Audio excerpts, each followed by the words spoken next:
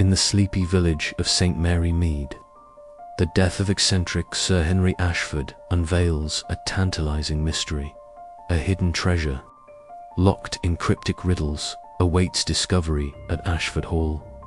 As greedy heirs nervous Gilbert, cunning Clara, and blustering Colonel Radford chase clues through churches, orchards, and dusty manors, only Miss Jane Marple, with her sharp mind and quiet wisdom, sees the truth.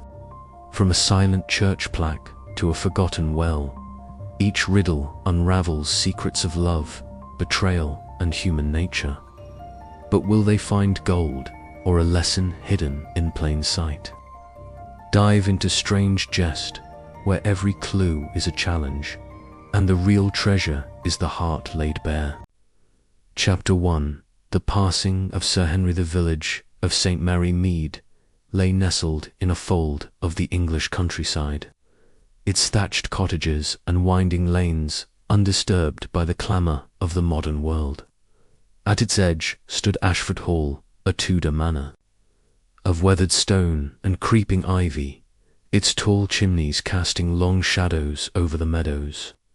For decades it had been the domain of Sir Henry Ashford, a widower whose eccentricities were as much a fixture of village lore as the ancient oak by the church. His death, sudden yet not wholly unexpected at the age of 72, sent a ripple of quiet speculation through the community, like a pebble dropped in a still pond. Miss Jane Marple, a slight figure with bright eyes and a penchant for pastel cardigans, sat in her neat drawing-room at Danemead Cottage. Her fingers moved deftly, knitting a delicate shawl of pale pink wool, while her mind, ever alert, sifted through the morning's gossip. The news of Sir Henry's passing had come not from the village's usual channels, the postmistress or the butcher's boy, but from Mrs. Dolly Bantry, who arrived at 10:30. Her cheeks flushed and her hat slightly askew, as if she had hurried straight from the vicarage. "Jane, it's happened at last," Mrs. Bantry declared, sinking into the chintz armchair by the fireplace. "Sir Henry's gone heart attack, Dr. Haydock says. Found slumped in his study last night. But that's not the half of it." Her voice dropped to a conspiratorial whisper. "They're saying he's left a treasure, Jane, a proper fortune, hidden somewhere in that draughty old hall, and clues. To find it," Miss Marple's needles paused, just for a moment. "A treasure, Dolly. How extraordinary." Her tone was mild, but her eyes gleamed with the quiet curiosity that had unravelled many a village mystery. "And these clues, what do we know of them?" Mrs. Bantry leaned forward, eager to impart her knowledge. "It's all in his will, or so Mrs. Higgs told the vicar's wife. You know Mrs. Higgs, his housekeeper face, like a sour apple, but loyal as they come. Apparently, Sir Henry wrote it himself, full of riddles, like one of those dreadful crosswords he was always scribbling. The solicitor, Mr. Petherick, is reading it tomorrow at the Hall. The whole village is talking of nothing else." Miss Marple resumed her knitting, her thoughts drifting to Sir Henry. She had known him only slightly, their paths crossing at church fêtes or the occasional charity auction. He was a tall man, with a shock of white hair and a twinkle in his eye that suggested he was perpetually amused by some private jest. His love of puzzles was legendary. He had once spent an entire garden party challenging the vicar to a cipher that, when solved, revealed the location of a bottle of claret hidden in the rose bushes.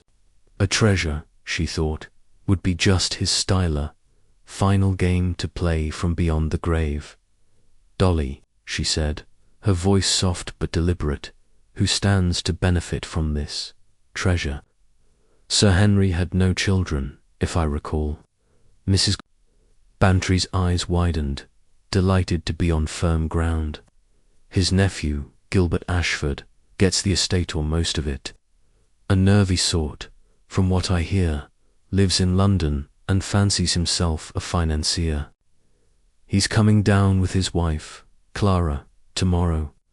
But there's a catch, Jane. If Gilbert doesn't find the treasure within a month, the whole lot goes to some charity trust. Can you imagine riddles to solve or lose a fortune, Miss Marple? Lips curved in a faint smile. How very like Sir Henry. He always did enjoy setting traps for the unwary. She paused, her mind already turning over the possibilities. A hidden treasure, riddles. A deadline it was a puzzle designed to reveal character as much as wealth. Sir Henry, she suspected, had not been a man to reward greed without scrutiny. Mrs. Bantry chattered on, recounting rumours of Sir Henry's wealth, gold sovereigns, perhaps, or jewels from his late wife's collection, but Miss Marple listened with only half an ear. Her gaze drifted to the window, where the spire of St. Mary's Church pierced the autumn sky. Sir Henry had been a regular there, sitting in the same pew each Sunday, his head bowed not in piety, she thought, but in contemplation. There was something about the church, perhaps, or the manor itself, that held the key to his game as Mrs. Bantry rose to leave. Promising to report back after the will reading, Miss Marple set her knitting aside. She crossed to her writing desk, where a small notebook lay, its pages filled with her precise handwriting. She jotted a single line: "Sir Henry's jest where does the heart of Ashford Hall lie?" Then, with a thoughtful nod, she returned to her chair, her mind already piecing together the threads of a mystery that, like her knitting, would require patience to unravel. Chapter 2. The first riddle. The morning after Sir Henry Ashford's death broke over St. Mary Mead with a crisp autumn clarity.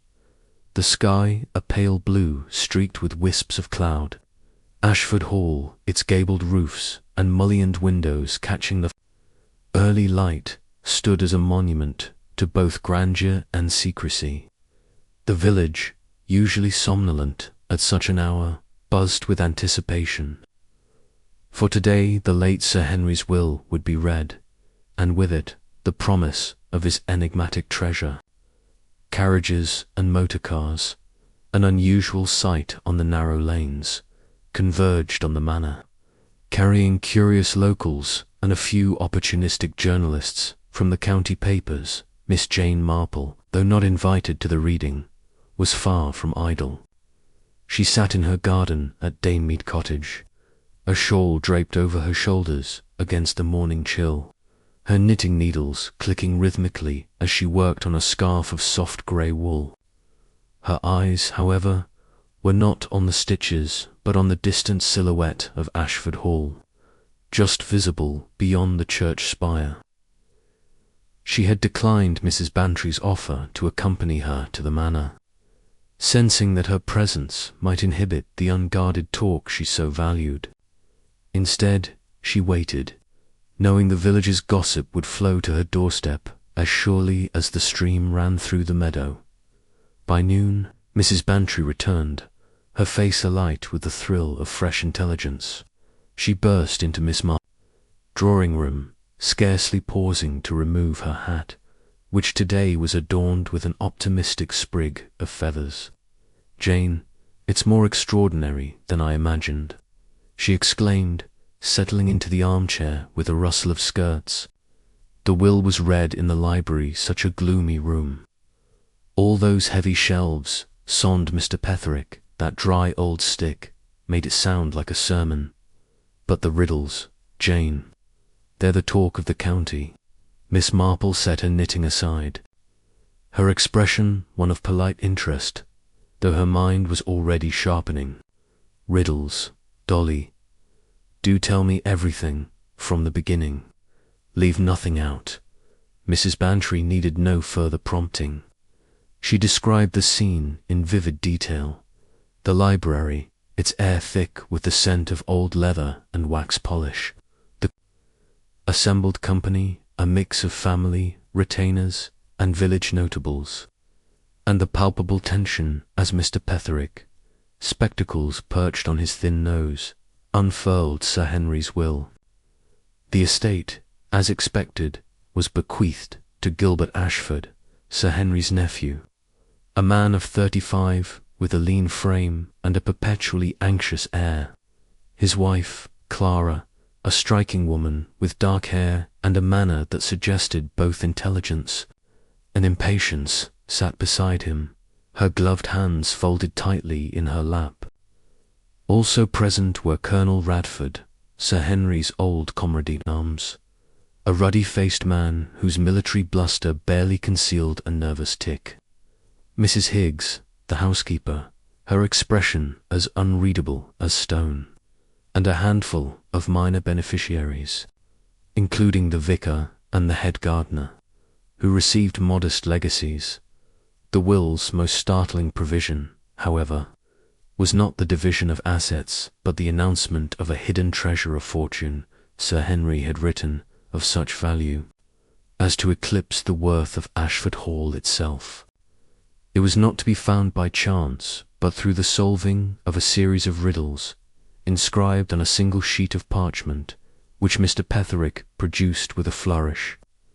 Should Gilbert fail to locate the treasure within 30 days, the estate would pass to a charitable trust for the preservation of historic houses, a prospect that had visibly shaken the nephew.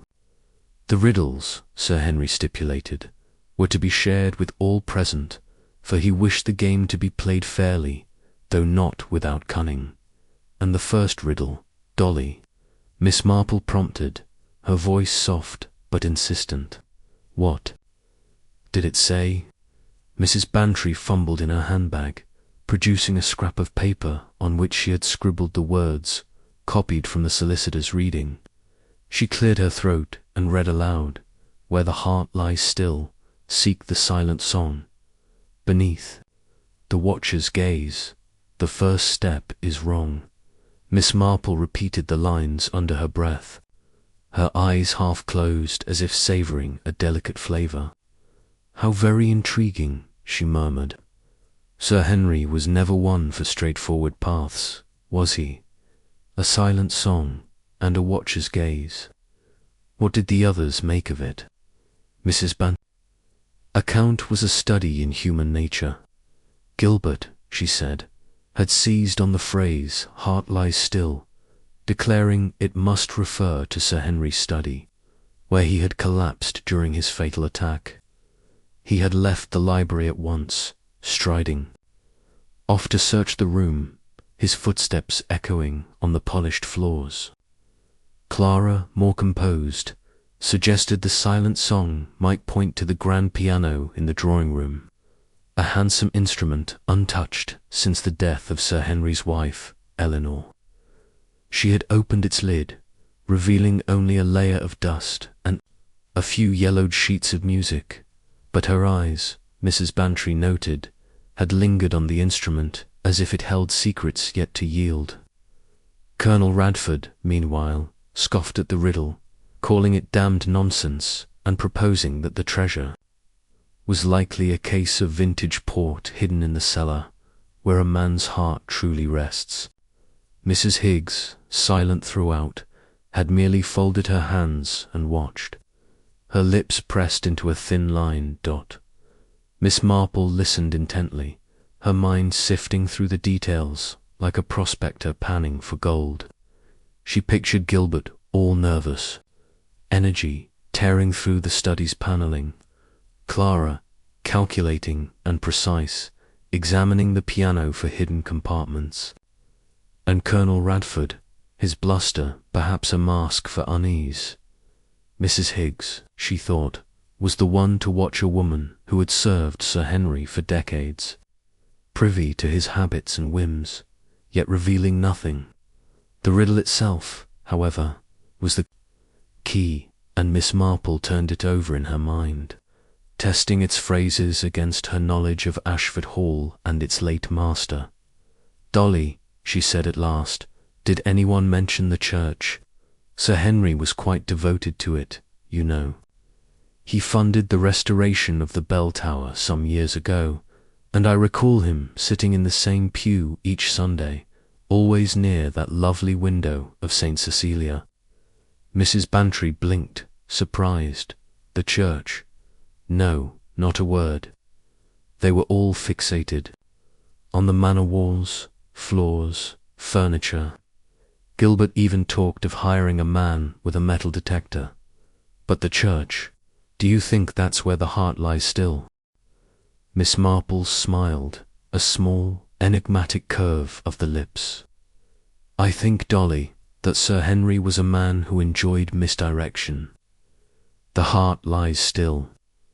It could mean death, of course, but it might also mean peace, or even love. And the silent song saint, Cecilia, the patron saint of music, plays no notes in her window, does she? As for the watcher's gaze, well, there's always someone watching in a village like ours. She did not elaborate, for Miss Marple was not one to leap to conclusions without evidence. Instead, she suggested they take a walk to the church, ostensibly to admire the autumn roses in the vicarage garden. But in truth, to test her nascent theory, Mrs. Bantry, ever game for an adventure, agreed, and the two women set off, Miss Marple's sensible shoes tapping lightly on the cobblestones. The church of St. Mary's, a Norman structure with a squat tower and weathered gargoyles, stood at the heart of the village. Its graveyard a patchwork of mossy stones and fading inscriptions. Miss Marple paused by the lich gate, her gaze sweeping the scene. The yew tree, ancient and brooding, its branches casting long shadows. The path to the church door, worn smooth by centuries of feet, and the stained glass window of St. Cecilia, glowing softly in the afternoon light. She entered the church, Mrs. Bantry trailing behind, and approached the window, her eyes tracing the saint's serene face, her hands poised over a silent lyre. Beautiful, isn't it? Miss Marple said, though her attention was not on the glass, but on the stone sill beneath it. There, set into the wall, was a small brass plaque, its surface polished by years of reverent touches. The inscription was simple, Veritas, Truth. Mrs. Bantry peered over her shoulder. Truth, is that part of the riddle, Jane? Perhaps, Miss Marple replied, her tone thoughtful. The first step is wrong, the riddle says. If everyone is searching the manor, tearing up Sir Henry's study or poking at the piano, they're starting in the wrong place. The heart of Ashford Hall, I suspect, is not in its walls, but in its spirit, its history, its faith. This church was dear to Sir Henry, and this plaque, it's a beginning. She ran her fingers lightly over the plaque, feeling for any irregularity, but found none. The clue, she realized, was not a physical object, but a direction, a signpost to the next stage of Sir Henry's game. The watcher's gaze, she mused, could be the saint herself, her eyes fixed eternally on the congregation, or perhaps the yew tree outside, its branches like silent sentinels. For now, she filed the thought away, content to let the riddle simmer in her mind as they left the church.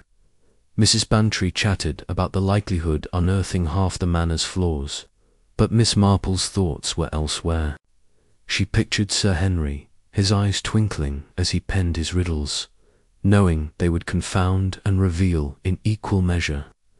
The treasure, she felt certain, was not merely a matter of gold or jewels, but a test of wit, of character, of heart.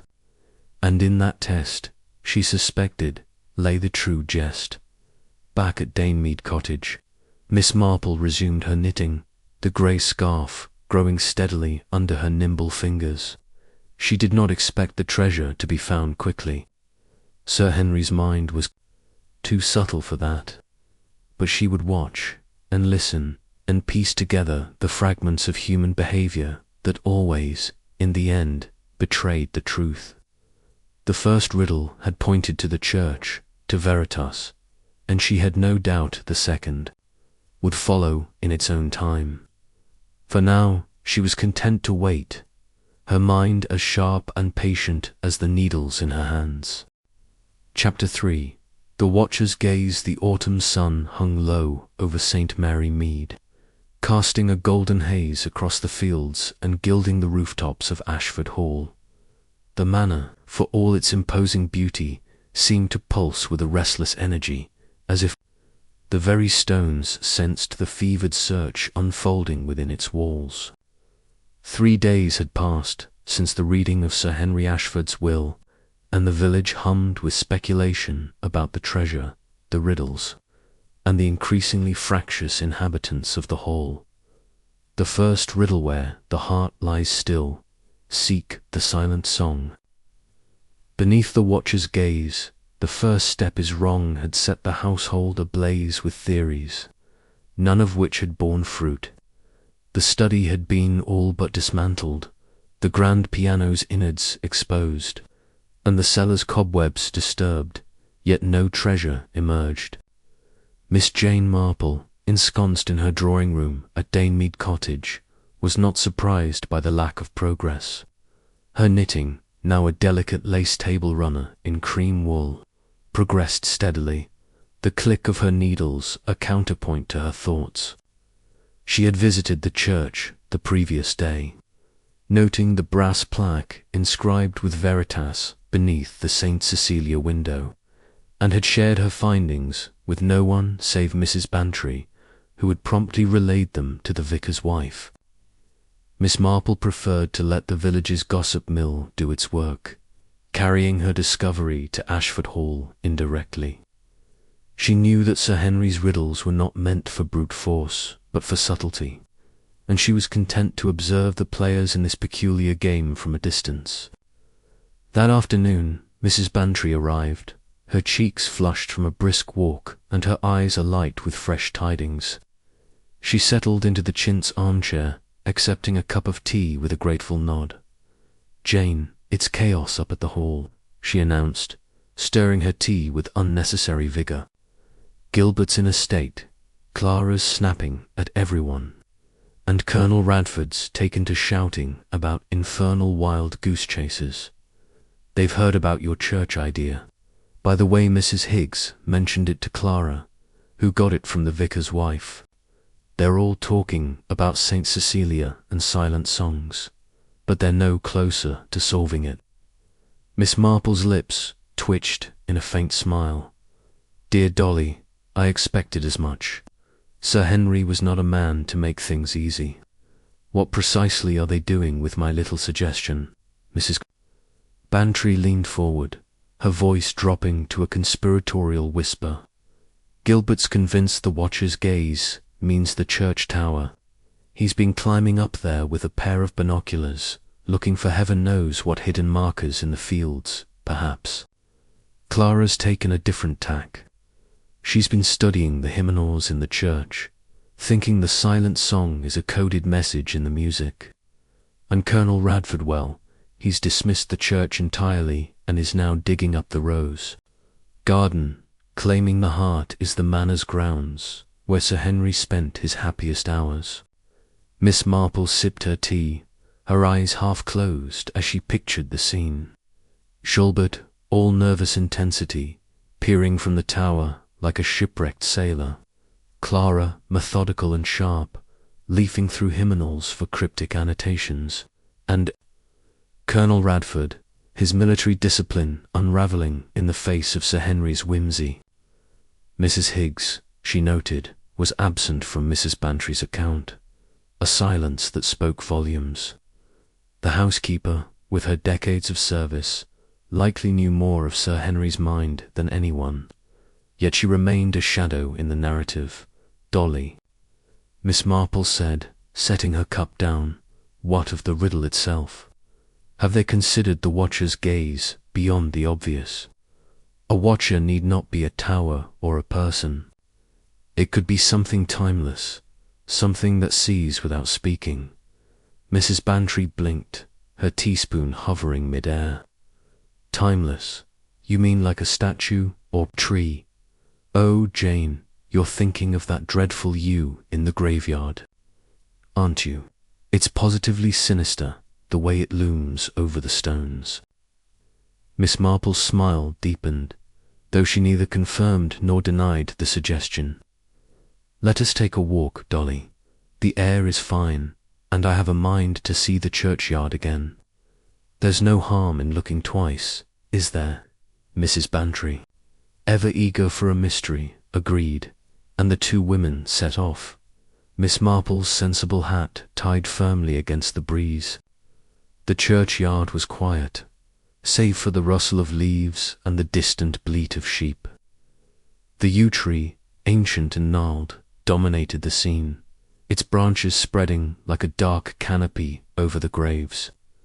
Miss Marple approached it slowly, her eyes scanning the trunk, the roots, the surrounding stones.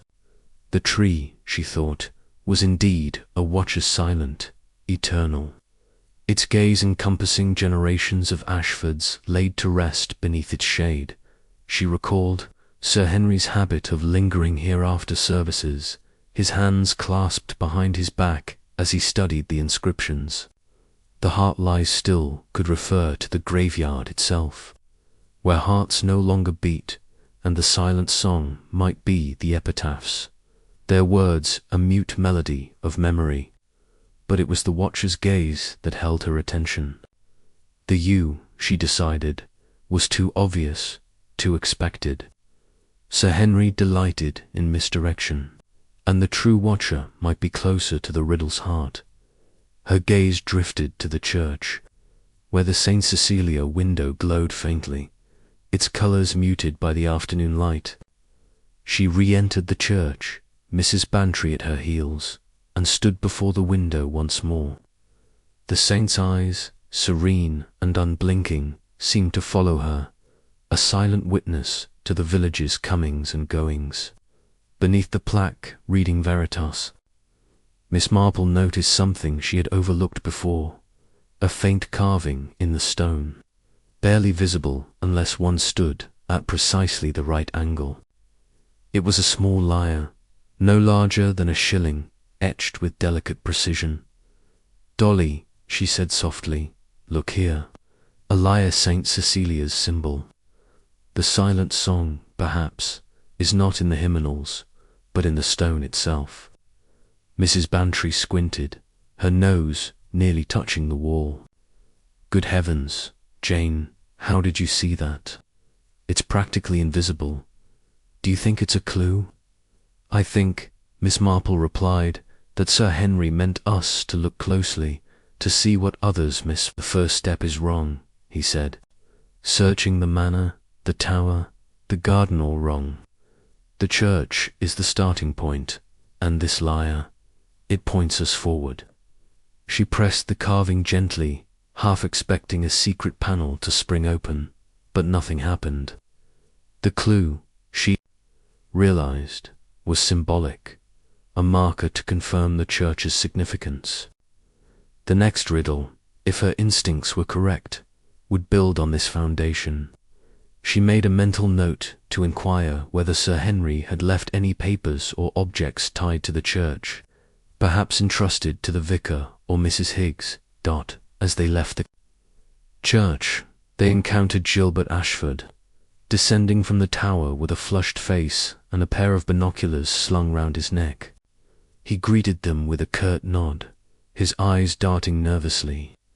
Miss Marple, Mrs. Bantry, he said, wiping sweat from his brow.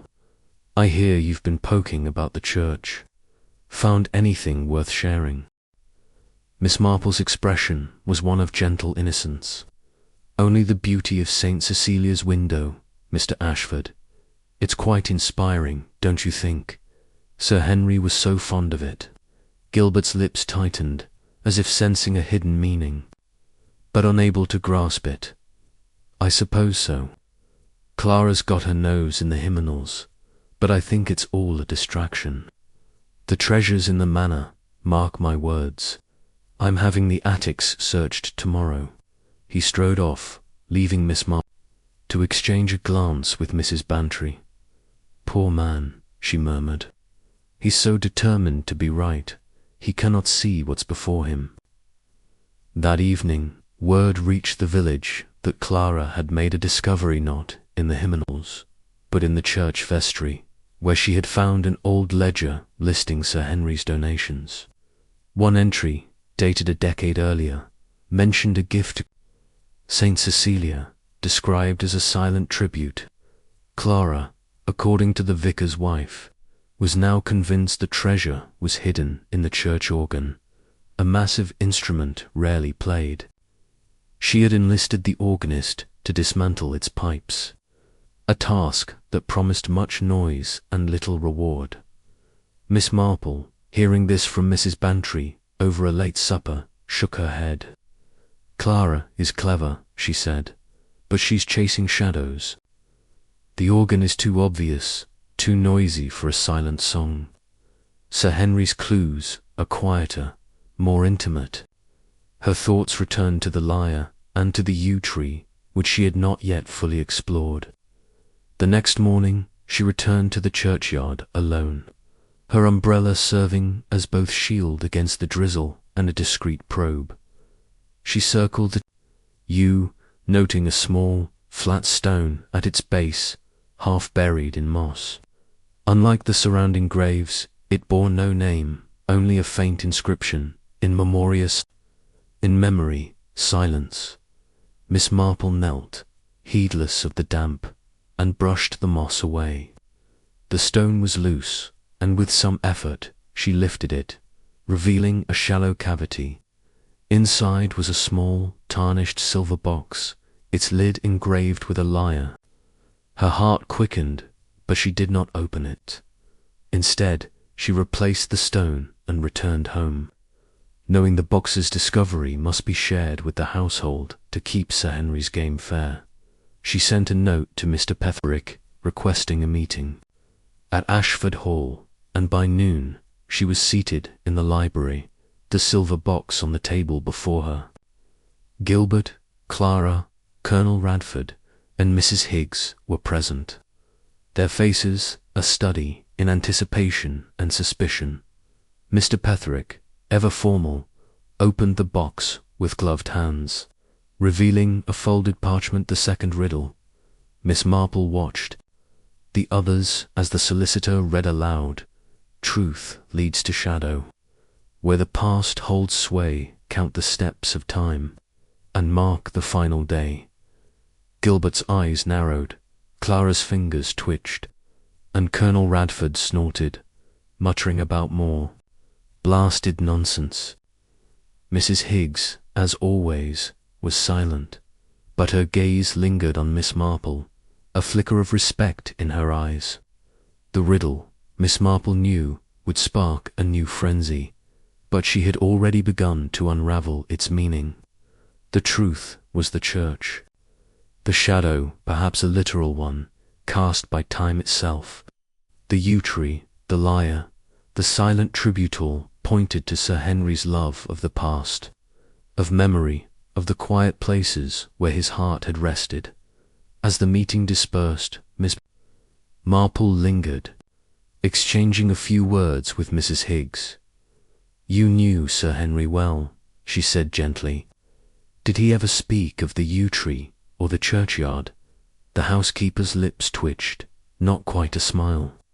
"He liked his secrets, Miss, but he'd sit by that tree sometimes, with a book or a pipe. Said it was where the world made sense." Miss Marple nodded, filing the comment away. Back at her cottage, she resumed her knitting, the lace runner taking shape as her mind wove a pattern from the clues. The watcher's gaze, she thought, had been Saint Cecilia's, guiding her to the lyre and the box. The next riddle would lead deeper into the shadows of time, and she was ready to follow. Chapter 4.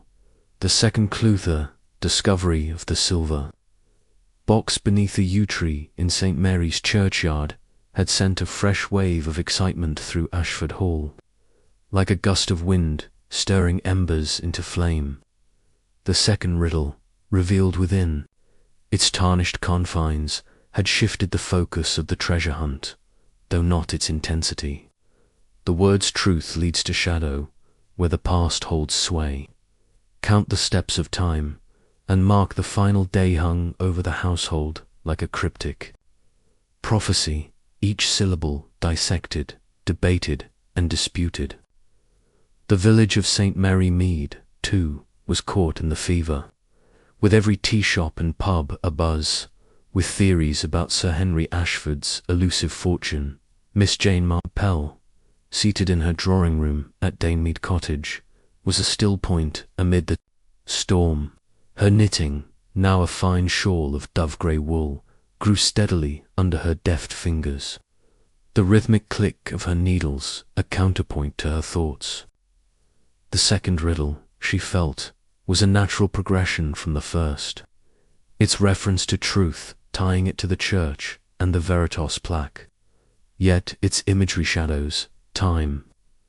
A final day suggested a deeper layer of Sir Henry's game, one rooted in memory and loss. She had not shared her full suspicions with anyone, not even Mrs. Bantry, preferring to let the household stumble while she pieced together the puzzle's edges. Mrs. Bantry, ever the herald of news, arrived at 10:30, her hat slightly askew and her eyes gleaming with the thrill of gossip. She sank into the chintz armchair, accepting a cup of tea with a flourish. "Jane, it's pandemonium at the hall," she declared, stirring her tea with such vigour that it sloshed onto the saucer. Gilbert's tearing his hair out, Clara's acting like a general, and Colonel Radford's taken to muttering about damned riddles over his brandy. They're all chasing this new clue, but they're getting nowhere fast. Miss Marple, lips curved in a faint smile. "Dear Dolly, I expected no less. Sir Henry's riddles are not for the impatient. Tell me, what are they making of this shadow and steps of time?" Mrs. Bantry leaned forward, her voice dropping to a conspiratorial whisper.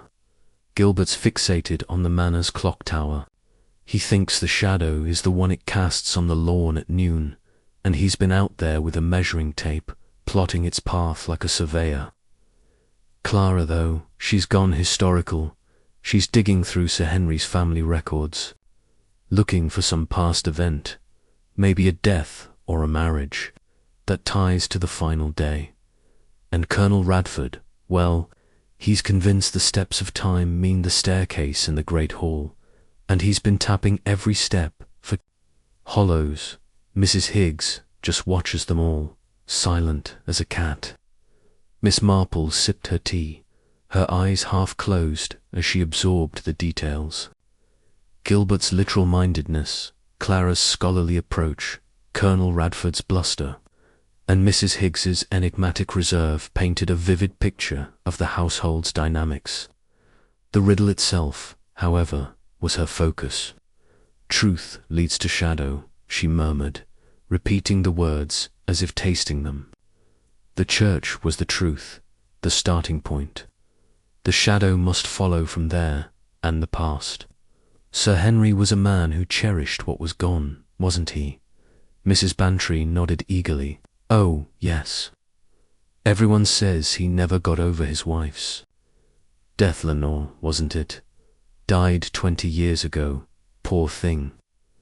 He kept her room just as it was, curtains and all. Do you think the past is her?" Miss Marple's expression remained serene, but her mind was alight. Eleanor Ashford's death had been a quiet tragedy, a fever that took her in her prime, leaving Sir Henry a widower at 50. The village still spoke of his devotion, how he would walk to her grave each year on the anniversary of her passing, a single rose in hand. The past could indeed point to Eleanor, and the final day to her death. But the steps of time and the shadow required more thought. She filed the idea away, turning to her friend with a gentle prompt. "Dolly, what of the church clock? Sir Henry funded its repair, I recall.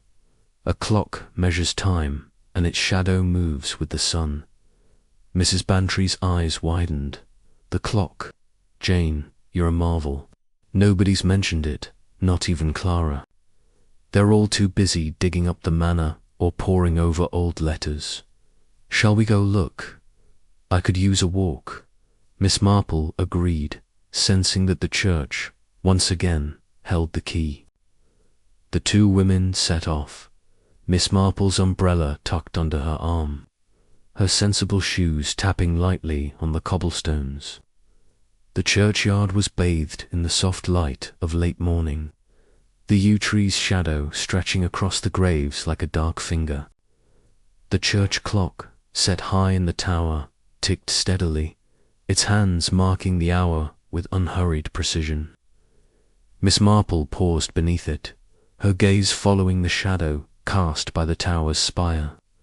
At this hour, it fell across the churchyard, pointing toward a cluster of older gravestones near the boundary wall. "Dolly," she said, her voice thoughtful, "let us see where the shadow leads." Sir Henry was precise in his games, and a clock's shadow is nothing if not exact. They followed the shadow's path, weaving between the stones until they reached a modest grave, its inscription weathered but legible: Eleanor Ashford, beloved. Wife, taken to rest the 15th of June, 1905. The final day, Miss Marple noted, was clear enough, but the steps of time puzzled her. She examined the grave, noting a small carved sundial at its base, its gnomon casting a faint shadow of its own. The sundial was an unusual feature, likely added by Sir Henry, and its presence suggested. A deliberate clue, Mrs. Bantry, peering over her shoulder, gasped. "Jane, look. There's a seam in the stone, just there. Do you think it's another box?" Miss Marple knelt, her fingers tracing the sundial's edge. The stone was indeed loose, and with a gentle push, it shifted, revealing a small compartment. Inside was a key, its brass surface etched with the number 12. She lifted it carefully, feeling the weight of Sir Henry's ingenuity. The key, she suspected, was not for a lock in the manor, but for something more symbolic, tied to the riddle's theme of time and memory. "Dolly," she said, rising, "we must take this to Ashford Hall. The game belongs to Gilbert, after all, and Sir Henry would want it played fairly." Mrs. Bantry, thrilled by the discovery, could scarcely contain herself as they made their way to the manor. The key was presented to Mr. Petherick, who summoned the household to the drawing-room.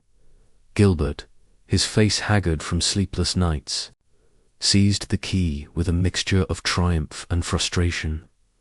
Clara, her dark eyes sharp, examined it closely, noting the number 12 with a frown. Colonel Radford, his cheeks flushed from brandy, snorted. "A key? For what? Another blasted riddle, I'll wager." Mrs. Higgs, standing by the door, watched in silence, her expression betraying nothing. Gilbert predictably assumed the key opened a safe in Sir Henry's study. He rushed off to test it, only to return minutes later, red-faced and empty-handed. Clara, more deliberate, suggested the manor's chapel, a small room filled with family relics, but its locks were too modern for the key's antique design. Colonel Radford, losing patience, proposed the wine cellar, where time counts for something, but his search yielded only dust and cobwebs. Miss Marple, invited to stay for tea, observed the proceedings with quiet interest. The number 12 intrigued her, evoking thoughts of hours, months, or even the apostles. Given the church's role in the riddles, she recalled Sir Henry's love of chess, a game he had played with the vicar on summer evenings, and the manners. Chessboard, a massive table inlaid with ebony and ivory, came to mind. Its grid, she knew, was 12 squares along each side in some antique designs, a detail Sir Henry had once mentioned with pride. "Mr. Ashford," she said gently, as the household gathered in the drawing-room, "have you considered the chessboard? Sir Henry was fond of the game, and its squares might hold a clue. The number 12 is suggestive, don't you think?" Gilbert, exasperated, stared at her as if she had proposed searching the moon. "The chessboard? It's just a table, Miss Marple. We've looked under it, around it, there's nothing there." Clara, however, tilted her head, her interest piqued. "It's worth a try, Gilbert. Sir Henry was cleverer than you give him credit for. Let's look again." The chessboard, set in a corner of the drawing-room, was a magnificent piece, its surface gleaming under the chandelier's light. Miss Marple watched as Gilbert, with ill-concealed impatience, lifted the board, revealing a hidden panel beneath. The room fell silent as he pried it open, exposing a shallow compartment containing a folded parchment. "The third riddle," Mr. Pepper examined once more, read it aloud. "12 knights guard the gate, but one betrays. Find the false heart, and light the hidden blaze." A murmur ran through the group. Gilbert's eyes lit with renewed hope. Clara's fingers twitched as if itching to seize the parchment, and Colonel Radford muttered something about more foolery. Mrs. Higgs, as ever, remained impassive, though Miss Marple caught a fleeting glance from the housekeeper, a spark of something amusement, perhaps that suggested she knew more than she let on. The discovery reignited the household's fervour, but it also deepened the tensions. Gilbert, emboldened, began speculating about the knights as the Manor's portraits, 12 of which hung in the gallery. Clara, more cautious, wondered if the gate was the Manor's entrance, flanked by stone lions, and the false heart a hidden mechanism. Colonel Radford, his patience fraying, declared the riddle a load of rot and retreated to the library with his brandy. Miss Marple, sipping her tea, said little, but her mind was already turning over the new clue. The knights, she thought, could be literal armour, perhaps, or chess pieces, or metaphorical, pointing to a person whose loyalty was suspect.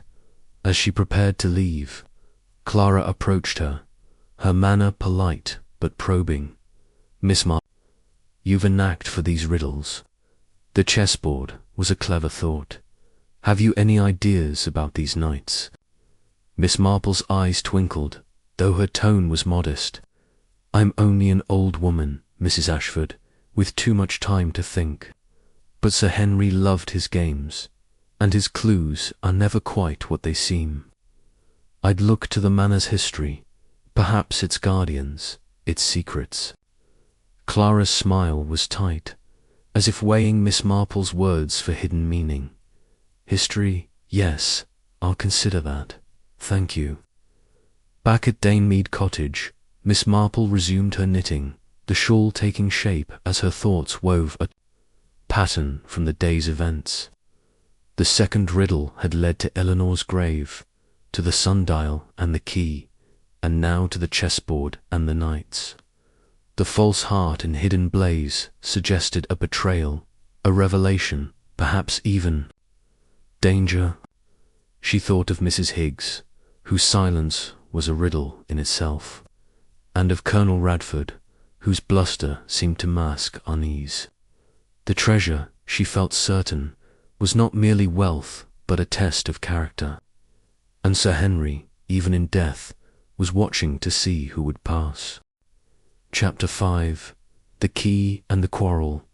The autumn days in St. Mary Mead grew shorter, the air sharp with the scent of fallen leaves and wood smoke, as the hunt for Sir Henry Ashford's treasure consumed Ashford Hall. The discovery of the key beneath, the chessboard etched with the number 12, had ignited a fresh surge of fervour among the household. But it had also sown discord, like seeds scattered on fertile ground. The third riddle, 12 knights guard the gate, but one betrays. Find the false heart, and light the hidden blaze, loomed over the manor. Its cryptic promise of betrayal fueling suspicion as much as hope. The village, ever watchful, buzzed with rumours, each tidbit of gossip a thread in the tapestry of Sir Henry's final jest. Miss Jane Marple, seated in her cosy drawing-room at Danemead Cottage, was a quiet observer of the unfolding drama. Her knitting, now a delicate baby blanket in soft blue wool, progressed with the steady rhythm of her thoughts. The key, she suspected, was not a literal tool but a symbol, tied to the number 12 and the manor's history. The riddle's mention of knights and betrayal intrigued her, evoking images of chivalry and deception, but she sensed Sir Henry's clues were as much about the present as the past. She had shared her discovery of the chessboard panel with the household, ensuring the game remained fair, but she kept her deeper musings to herself, waiting for the players to reveal their true colours. Mrs. Dolly Bantry, ever the bearer of news, arrived just after luncheon, her cheeks flushed from the brisk walk, and her hat adorned with an optimistic spray of berries. She sank into the armchair by the fire, accepting a cup of tea with a grateful sigh. "Jane, it's a regular hornet's nest up at the Hall," she exclaimed, stirring her tea with such enthusiasm that it threatened to spill. "That key has them all at 6s and 7s. Gilbert's convinced it's for a safe, Clara's got her own ideas, and Colonel Radford's taken to slamming doors. And the Riddle, they're tearing their hair out over those nights." Miss Marple set her knitting aside, her eyes bright with interest. "Dear Dolly, how fascinating. Tell me everything, every detail, if you please. What are they making of the key and this false heart?" Mrs. Bantry leaned forward, her voice dropping to a conspiratorial whisper.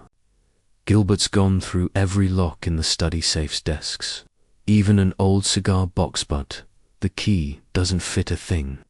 He's in a dreadful temper, snapping at everyone, especially Clara. She's been calmer, but you can see she's frustrated. She thinks the key's for the chapel, where there's a locked cabinet full of old prayer books. She spent all morning trying it, but no luck. Colonel Radford, well, he's decided the nights are the manor's fireplaces, 12 of them.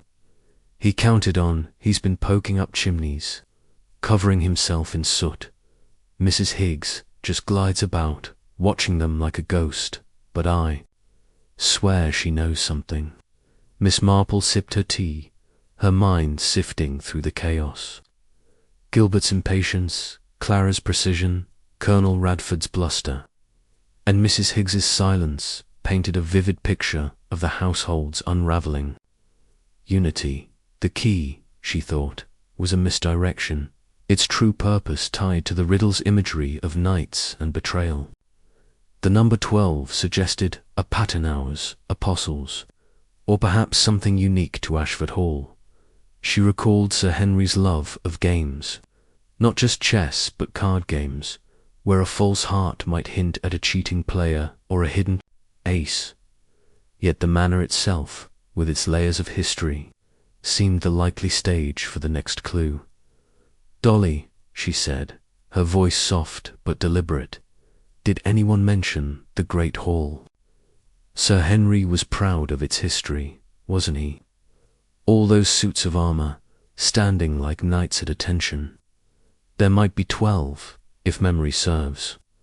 Mrs. Bantry's eyes widened, her teaspoon clattering onto the saucer. "The armour, Jane. You're a genius. I don't think anyone's counted them, not properly. They're all too busy chasing safes and chimneys.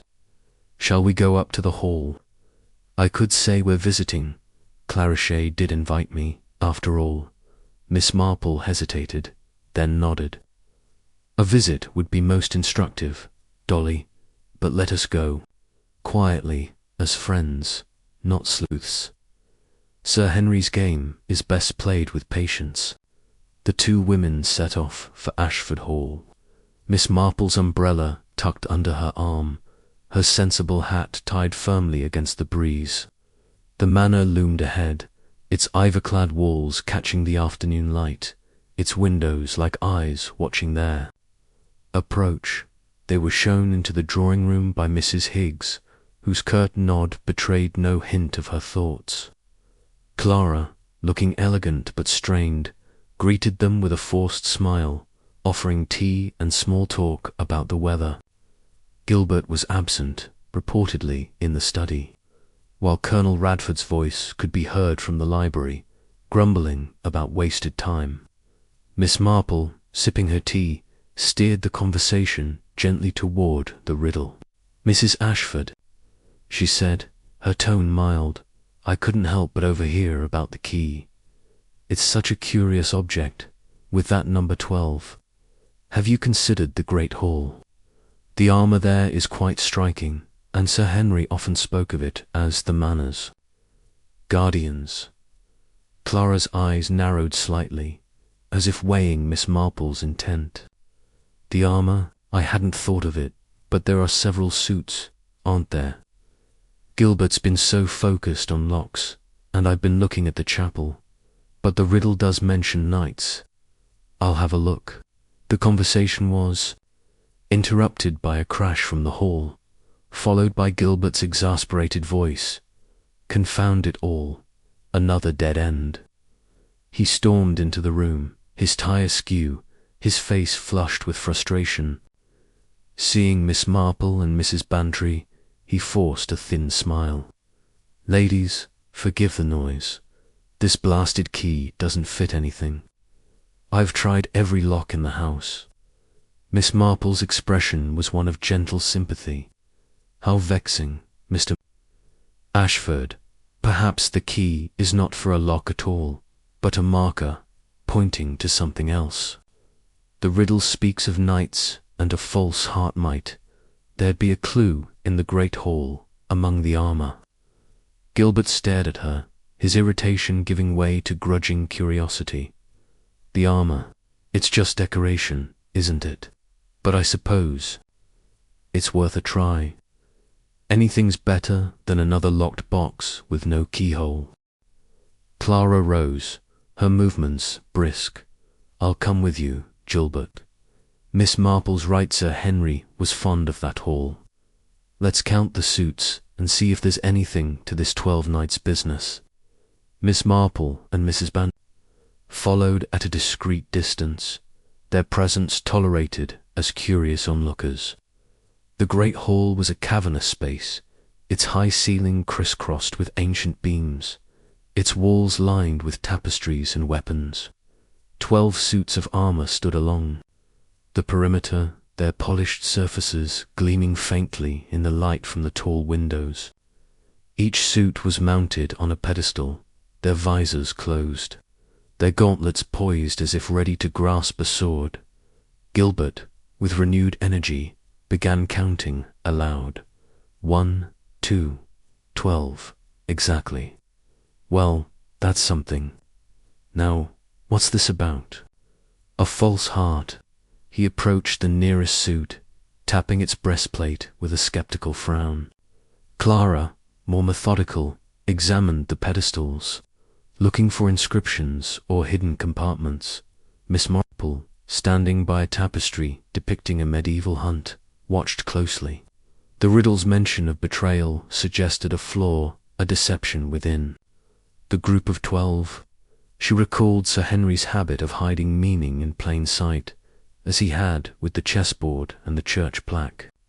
Her eyes scanned the armour, noting that one suit, positioned near the fireplace, was slightly smaller than the others, its breastplate bearing a faint crack, barely visible unless one looked closely. "Mr. Ashford," she said, her voice carrying just enough to draw attention. "That suit there, by the hearth, it seems different, doesn't it? The breastplate, perhaps, is not as sound as the others." Gilbert, already exasperated, strode over, followed by Clara. He peered at the suit, his fingers tracing the crack. "You're right, Miss Marple. Its damage looks like a weak spot, a false heart, maybe." He pressed the breastplate, and to everyone's surprise, a soft click echoed in the hall. A small drawer slid open at the suit's base, revealing a brass box, its lid engraved with a flame dot. Mrs. Bantry gasped, clutching Miss Marple's arm. "Jane, you've done it again." Another clue. Gilbert, his earlier irritation forgotten, lifted the box with trembling hands. Clara's eyes gleamed, though her expression remained guarded. Colonel Radford, who had wandered in at the sound of the commotion, stared at the box, his face a mix of disbelief and annoyance. Mrs. Higgs, appearing silently at the door, watched with her usual impassivity, though Miss Marple caught a fleeting flicker in her eyes' satisfaction, perhaps, or recognition.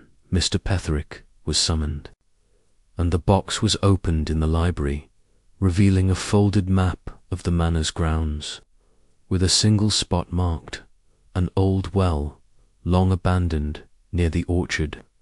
The discovery sparked a heated exchange. Gilbert, eager to act, proposed fetching a rope and lantern to explore the well immediately. Clara, more cautious, suggested waiting until morning, arguing that the map might contain further clues. Colonel Radford, his patience exhausted, declared the whole affair a damned farce and stormed off. Muttering about Sir Henry's twisted humour, the quarrel escalated when Gilbert accused Clara of undermining him, his voice rising with pent-up frustration. "You're always second-guessing me, Clara. If you think you can do better, go dig up the well yourself." Clara's response was icy, her words measured but cutting. "Perhaps I would, Gilbert, if you'd stop blundering about like a bull." In a china shop, Miss Marple, sipping a fresh cup of tea, observed the exchange with quiet interest. The tension between Gilbert and Clara was not merely about the treasure, she thought. It hinted at deeper strains, perhaps financial or personal. Colonel Radford's outburst, too, seemed disproportionate, as if the riddle's mention of betrayal had struck a nerve. Mrs. Higgs, as always, was the enigma, her silence a canvas on which Miss Marple painted her suspicions. The housekeeper, she felt certain, knew more of Sir Henry's intentions than she let on, perhaps even the nature of the treasure itself. As the household dispersed, Miss Marple lingered, exchanging a few words with Mrs. Higgs. "You must find all this quite trying, Mrs. Higgs," she said gently. "Sir Henry's games were never simple, were they?" The housekeeper's lips twitched, not quite a smile. "He liked to keep folk guessing, Miss. Said it showed who they really were, deep down."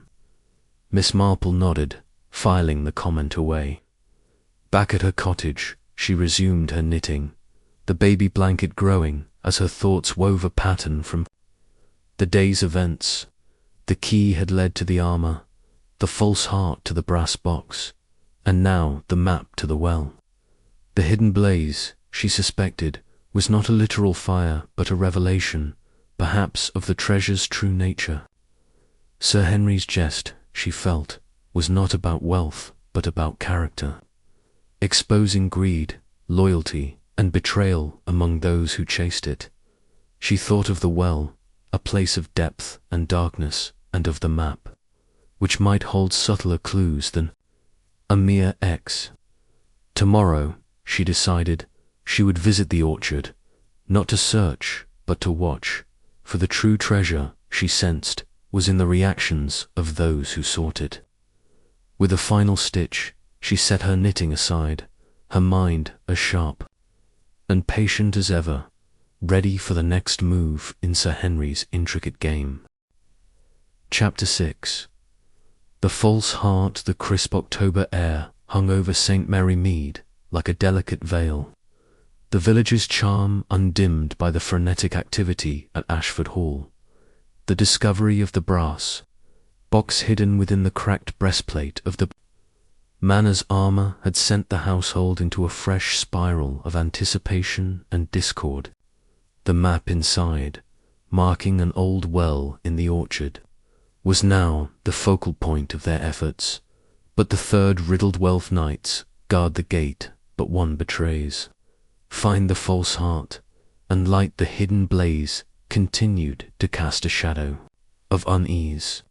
Its talk of betrayal had sharpened suspicions, turning every glance into a question, every word into a potential clue.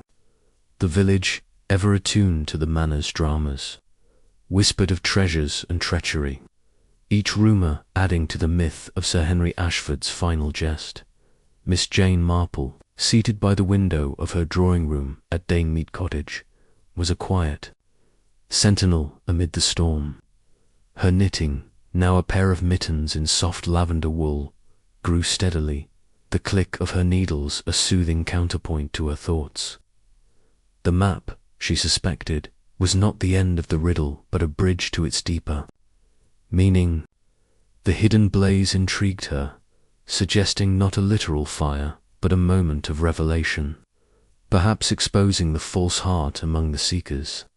She had guided the household to the armour, ensuring Sir Henry's game remained fair, but her own theories she kept close, shared only in fragments with Mrs. Bantry, whose enthusiasm was as boundless as her discretion was limited. Mrs. Bantry arrived just before noon, her hat adorned with a jaunty feather that bobbed as she burst through the door. She sank into the chintz armchair, fanning herself with a handkerchief despite the cool day. "Jane, it's a circus up at the hall," she declared, accepting a cup of tea with a grateful nod.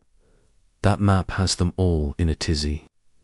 Gilbert, ready to dive into the well himself, Clara's poring over the map like it's the Rosetta Stone, and Colonel Radford's taken to muttering about betrayals as if he's in a melodrama, and the riddle, they're tying themselves in knots over that hidden blaze.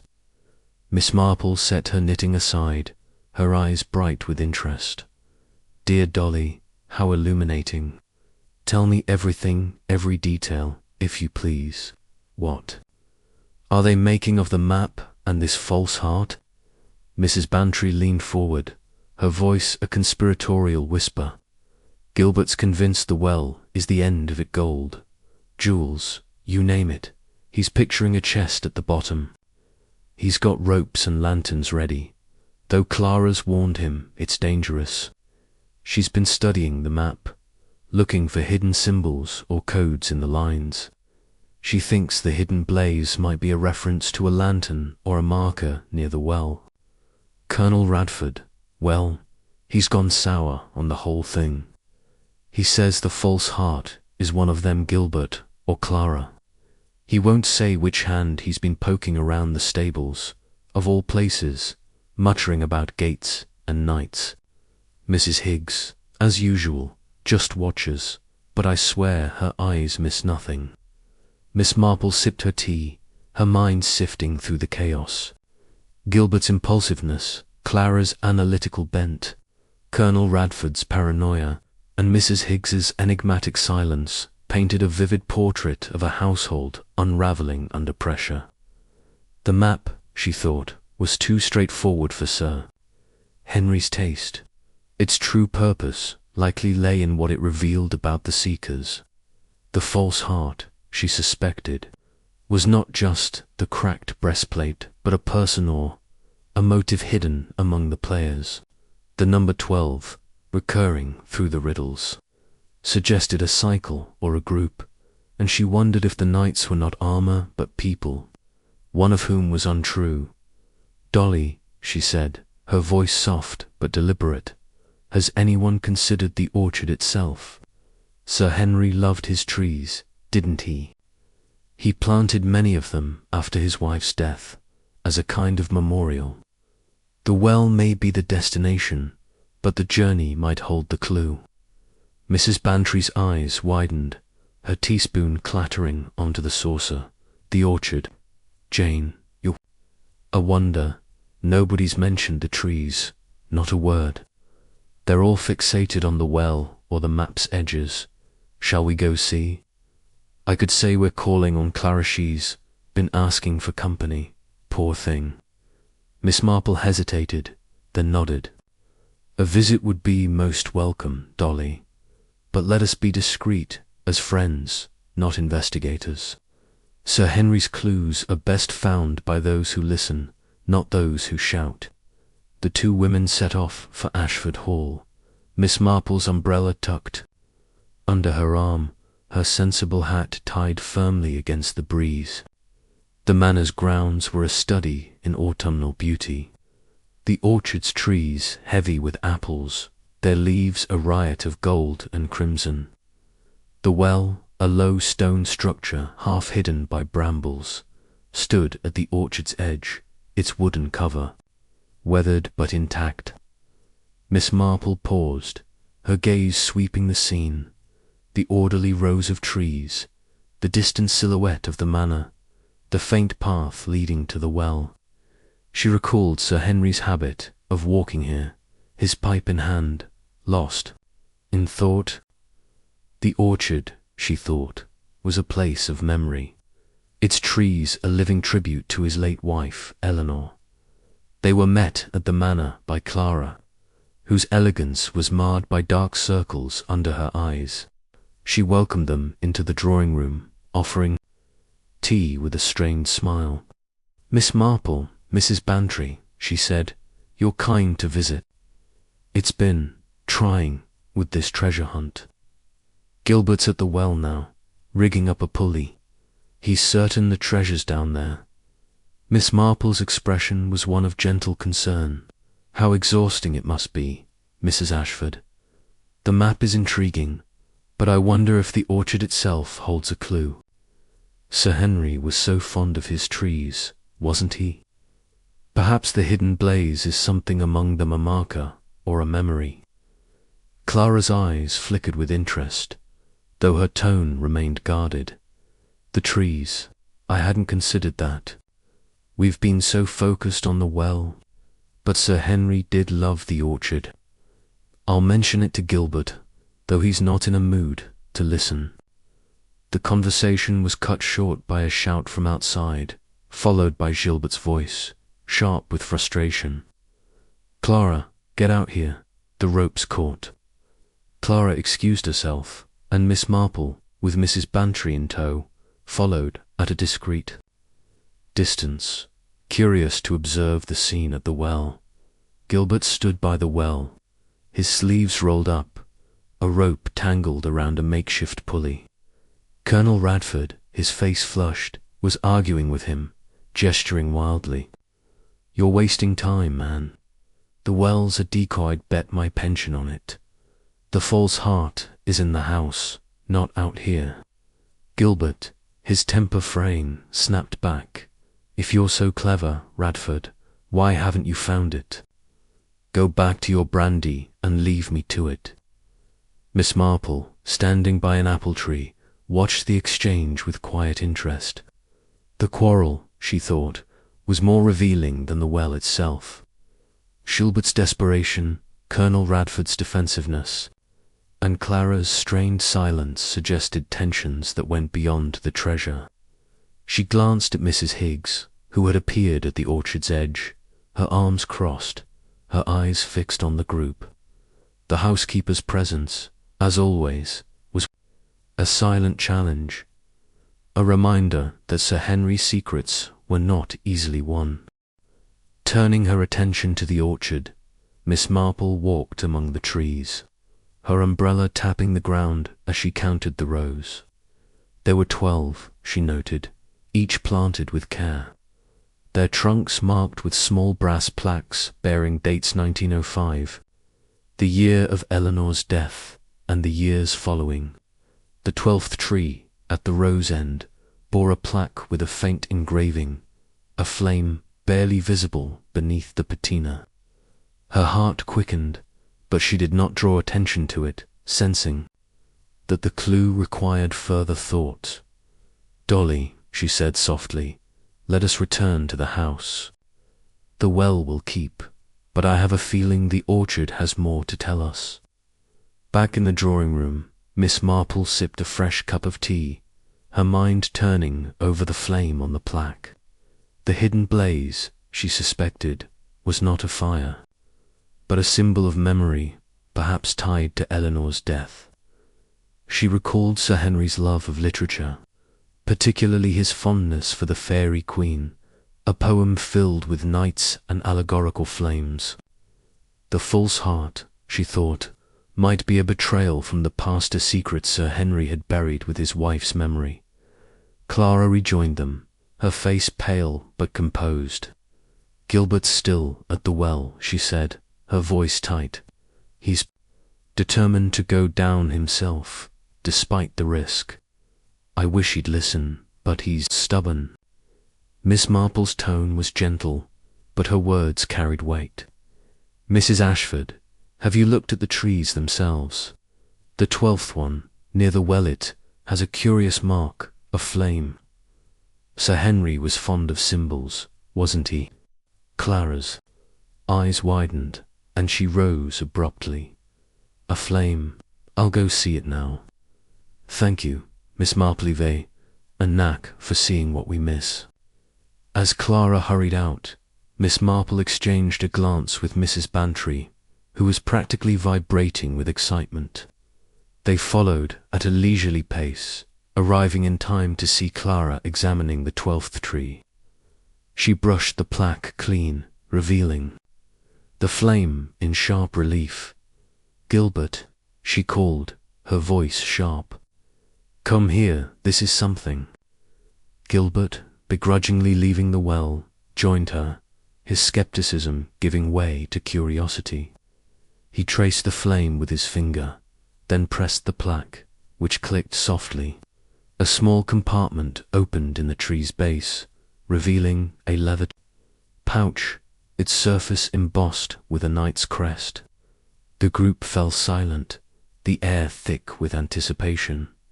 Gilbert opened the pouch, extracting a single sheet of parchment, the 4th riddle. Mr. Petherick, summoned from the manor, read it. Aloud, "The blaze burns low, where memory dwells. Seek the heart's echo, where the water swells." A murmur ran through the group. Gilbert's eyes lit with renewed hope. Clara's fingers twitched, as if itching to seize the parchment, and Colonel Radford snorted, muttering about more nonsense.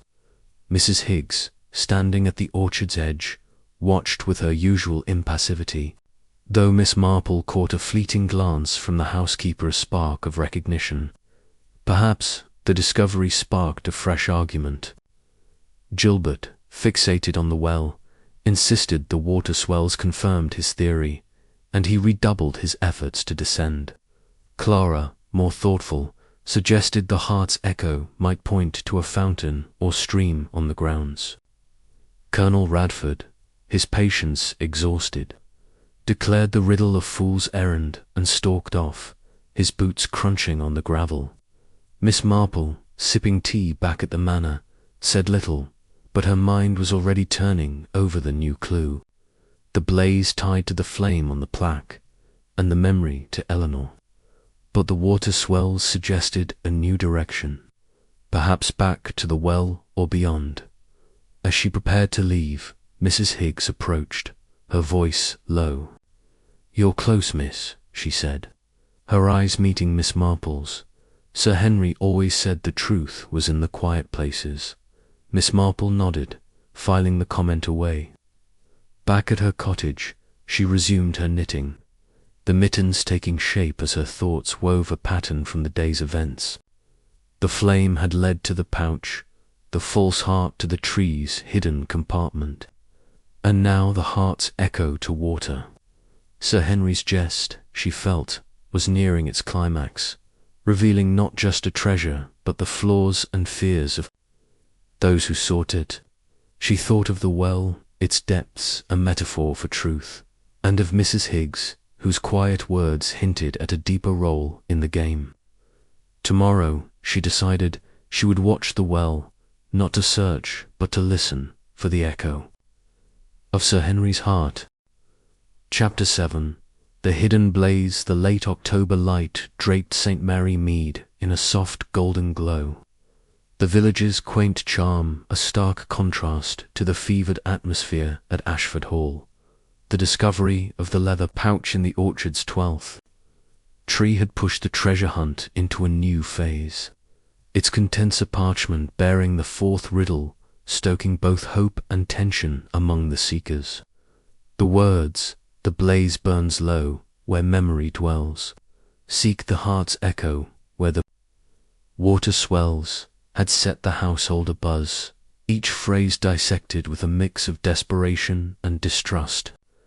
The map's mark on the old well, combined with the riddle's aquatic imagery, had drawn all eyes to that forgotten corner of the estate. But the spectre of betrayal from the previous clue lingered, sharpening every interaction. The village, ever eager for drama, wove tales of hidden gold and secret motives, each whisper adding to the legend of Sir Henry Ashford's final jest. Miss Jane Marple, seated in her drawing-room at Danemead Cottage, was a calm oasis amid the storm. Her knitting, now a delicate scarf in pale rose wool, grew steadily, the rhythmic click of her needles mirroring the steady pace of her thoughts. The 4th riddle, she felt, was a pivot, its focus on memory and echoes suggesting a deeply personal element in Sir Henry's design. The well, though an obvious target, was too blunt for a man who delighted in subtlety. The heart's echo hinted at something intangible, perhaps a reflection of love or loss. She had guided the household to the tree's hidden compartment, keeping the game fair, but her deeper insights remained private, shared only sparingly with Mrs. Bantry, whose enthusiasm was matched only by her tendency to spread news like wildfire. Mrs. Bantry arrived just after 10, her hat slightly askew, its velvet ribbon fluttering as she burst through the door. She sank into the chintz armchair, fanning herself with a lace handkerchief despite the morning's chill. "Jane, it's bedlam at the Hall," she exclaimed, accepting a cup of tea with a flourish. "That new riddle has them all in a frenzy. Gilbert's practically living at the well. Clara's sketching diagrams of the estate's water sources, and Colonel Radford's taken to pacing the corridors, muttering about echoes and nonsense. And Mrs. Higswell, she's like a sphinx, watching them squabble with those sharp eyes of hers." Miss Marple set her knitting aside, her expression one of quiet curiosity. "Dear Dolly, how absorbing. Tell me everything, every detail, if you please. What are they making of this heart's echo and water swells?" Mrs. Bantry leaned forward, her voice dropping to a conspiratorial hush. "Gilbert's dead set on the well being the end of it. He's got a team of gardeners hauling up buckets of muck, convinced the treasure's at the bottom. He's even talking about hiring a diver, though heaven knows where he'd find one in St. Mary Mead. Clara's taken a different tack. She's been mapping every stream and pond on the estate, thinking the water swells might mean a spring or a fountain. She found an old sketch in Sir Henry's study showing a garden fountain, and she's been out there with a shovel, looking for hidden compartments. Colonel Radford, well, he's gone peculiar. He thinks the heart's echo is a code, maybe a message carved in the manor's stonework, and he's been tapping walls like a madman. Mrs. Higgs just glides about, silent as ever, but eyed. Wager she could solve this whole thing if she chose to speak. Miss Marple sipped her tea, her mind sifting through the clamour. Gilbert's single-mindedness, Clara's methodical approach, Colonel Radford's erratic behaviour, and Mrs. Higgs's enigmatic reserve revealed a household teetering on the edge of unity. The riddle's reference to memory, she thought, pointed. unmistakably to Eleanor Ashford, whose death had shaped Sir Henry's later years. The blaze tied back to the flame on the tree's plaque, a symbol of love or grief, while the water swells suggested depth literal or emotional. She recalled Sir Henry's habit of quoting poetry, particularly The Fairy Queen, with its allegorical flames and quests for truth. The heart's echo, she mused, might be a sound, a reflection, or even a feeling, preserved in a place of significance. "Dolly," she said, her voice soft but precise, "has anyone considered the well's endings? The orchard is a place of memory, as you know, but Sir Henry was fond of water in his gardens. Was there ever a pool or a stream near the well, perhaps one he associated with Eleanor?" Mrs. Bantry's eyes widened, her teaspoon clattering onto the saucer. "A pool? Jane, you're a marvel. I don't recall one, but there's a ditch near the orchard, half overgrown now. Nobody's mentioned it, they're all too busy with the well or Clara's fountain. Shall we go look? I could say we're visiting the gardens, Clara. Won't mind."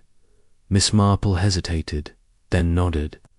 "A stroll would be most pleasant, Dolly, but let us be unobtrusive, as friends enjoying the season. Sir Henry's clues reward those who see beyond the obvious." The two women set off for Ashford Hall, Miss Marple's umbrella tucked under her arm, her sensible shoes crunching on the gravel path. The manor's grounds were a symphony of autumn hues, the orchards, trees bare but for a few stubborn apples. The well, its stone rim mossy and cracked, stood like a sentinel at the orchard's edge, surrounded by ropes, lanterns, and a pile of muddy buckets. Gilbert was there, shouting orders to a pair of gardeners, his face streaked with dirt. Clara, nearby, was sketching the well's structure, her brow furrowed in concentration. Colonel Radford was absent, likely back at the manor, while Mrs. Higgs hovered at a distance, her arms crossed, her gaze unreadable. Miss Marple paused by the well, her eyes sweeping the scene. The water swells, she thought, implied movement, or abundance, yet the well was static, its depths unyielding. She recalled a story from the vicar's wife, years ago, about a small pool near the orchard, fed by a spring and favoured by Sir Henry and Eleanor in their early years. The pool, she had heard, had dried up after Eleanor's death, its channel diverted, but its stone basin might remain, hidden by time and neglect. "Dolly," she said softly, "let us walk toward the ditch you mentioned. It's just beyond the trees, isn't it?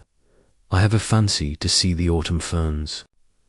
Mrs. Bantry, catching the glint in her friend's eye, nodded eagerly, and they moved away from the well, following a faint path through the undergrowth.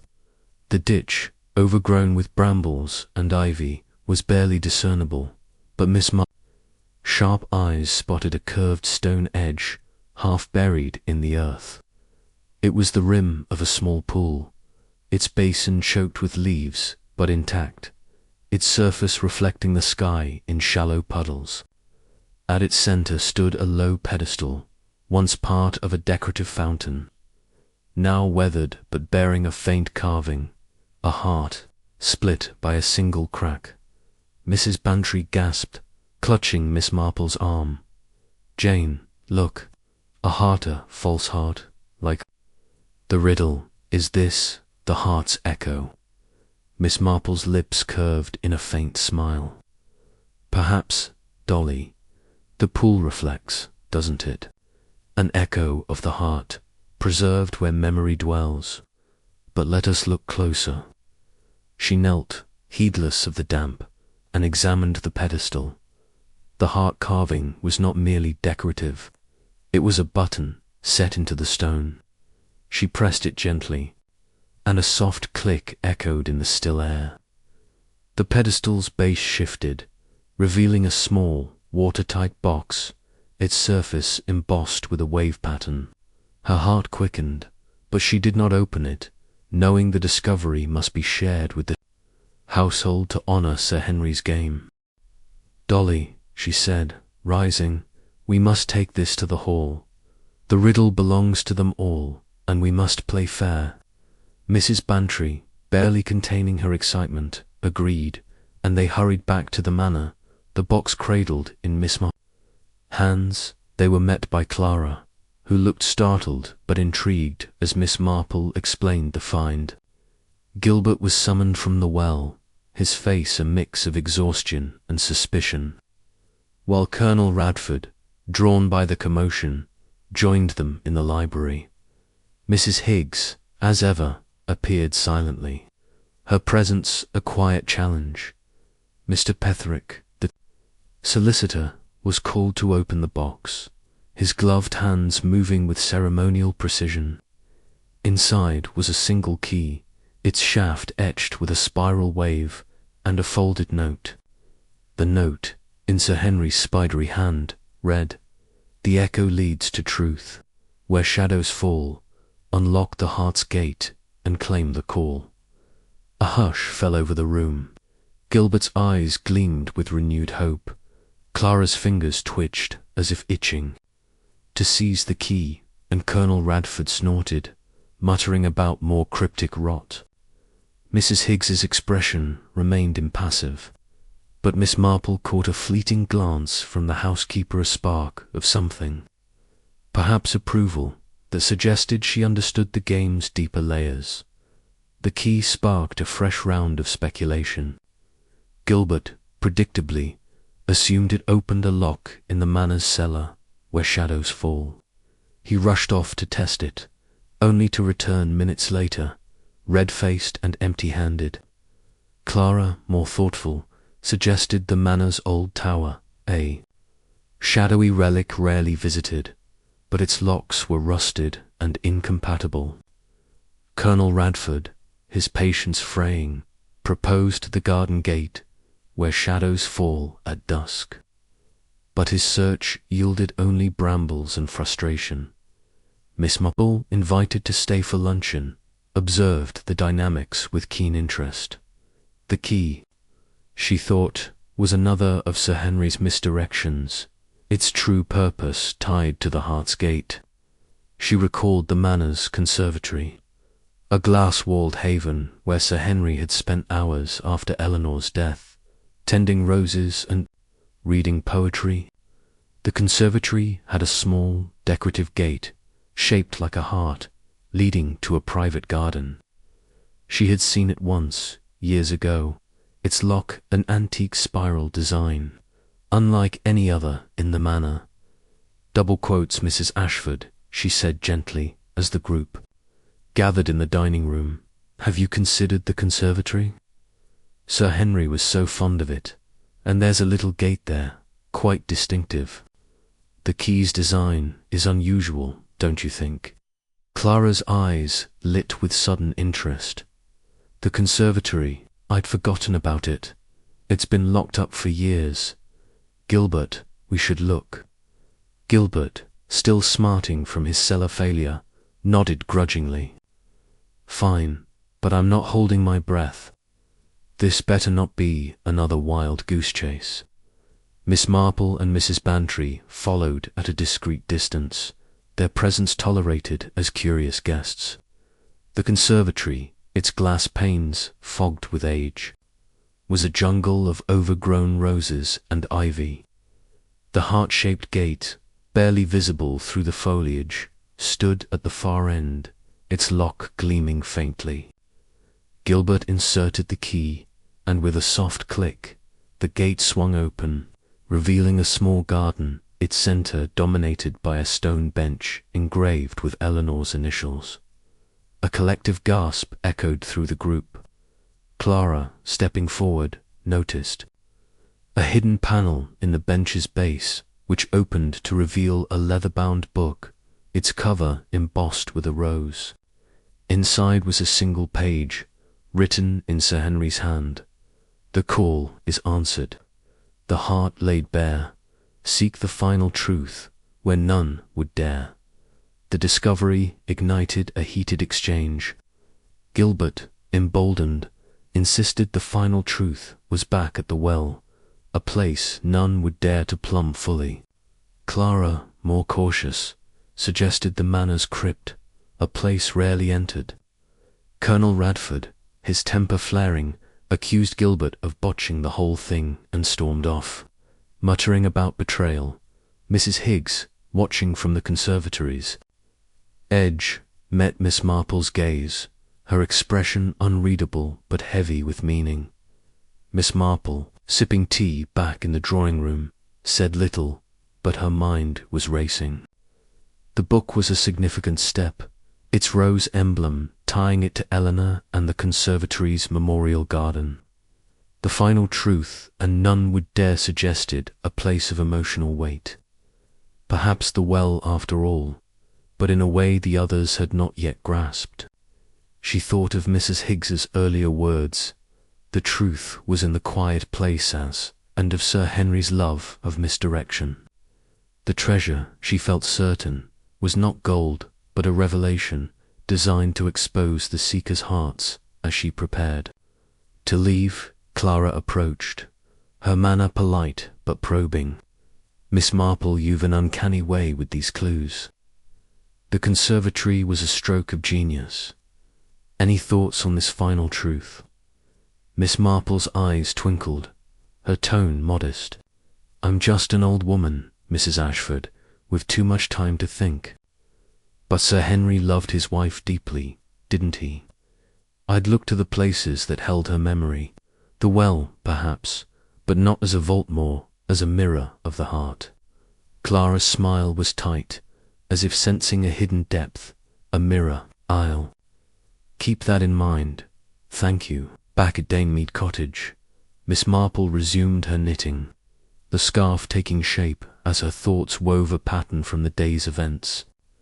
The key had led to the conservatory, the heart's echo to the book, and now the final truth to a daring leap. She thought of the well, its depths a metaphor for truth, and of Mrs. Higgs, whose silence hinted at a role as Sir Henry's confidant. Tomorrow, she decided, she would visit the well, not to search, but to watch, for the truth, she sensed, was closer than the seekers knew. Chapter 8. The treasure revealed the final days of October, cloaked St. Mary Mead in a delicate mist. The village's charm softened by the hush of autumn's end.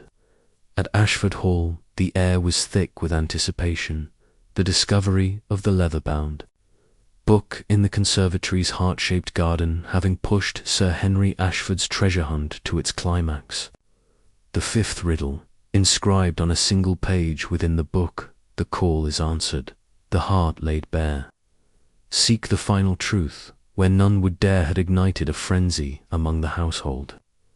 Each word passed with a mix of hope and dread, the well marked on the earlier map, and now the focus of their efforts, stood as a dark sentinel in the orchard, its depths promising answers or disappointment.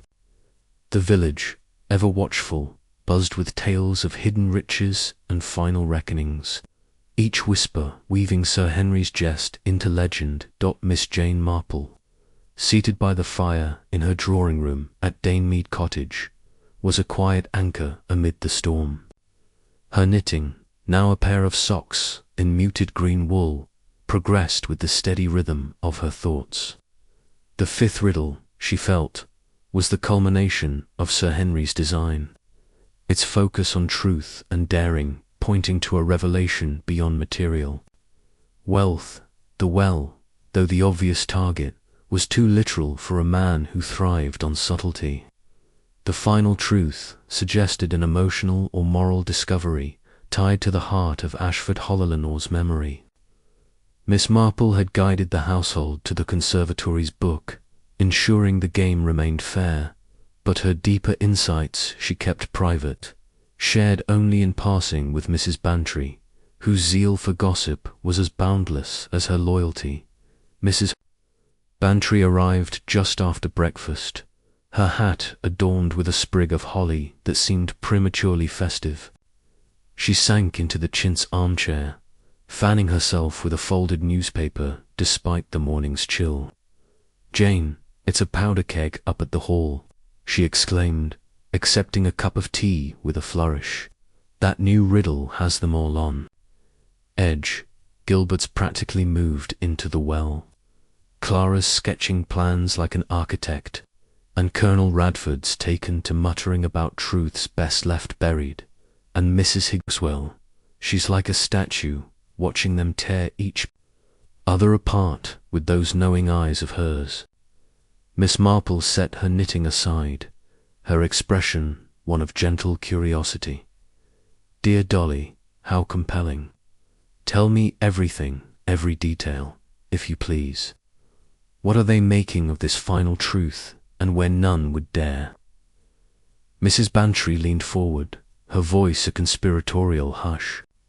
"Gilbert's certain the well's the answer, where none would dare, he says, because it's deep and dangerous. He's got a winch set up now, and he's been lowering himself down, though he's found nothing but mud and old bricks. So far, Clara's taken a broader view. She thinks the final truth might be in the Manor's crypt, a place nobody's entered in years. Not even Mrs. Higgs.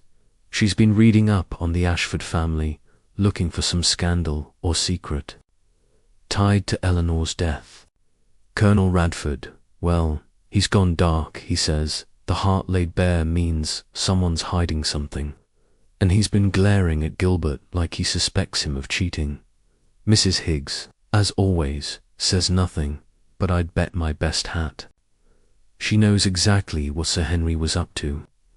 Miss Marple sipped her tea, her mind sifting through the tumult. Gilbert's doggedness, Clara's intellectual rigour, Colonel Radford's suspicion, and Mrs. Higgs's cryptic reserve painted a portrait of a household fraying under the weight of expectation. The riddle's emphasis on truth, she thought, was a clear nod to the Veritas plaque in the church, the starting point of the hunt. The heart laid bare evoked Eleanor's memory, while where none would dare suggested a place of emotional risk, not physical danger. She recalled Sir Henry's love of misdirection, his habit of hiding meaning in plain sight.